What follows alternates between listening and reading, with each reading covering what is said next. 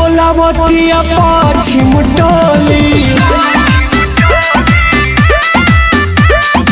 अनुआ बोलावतिया खेले खाती होली।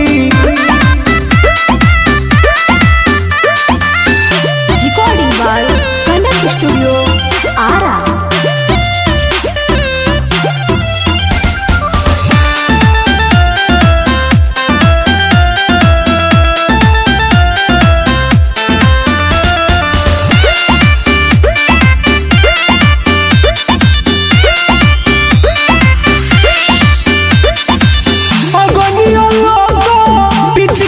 चोखो बढ़ी भइल तीन बीता लइके गुलालो चोली में डालो रंग आगे औरी पीछा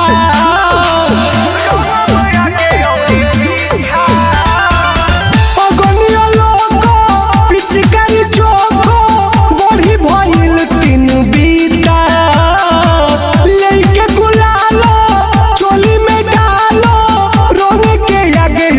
पीछा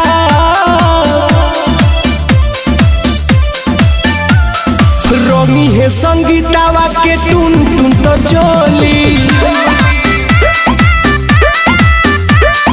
छोटिया बोलावतिया खेले खाती होली।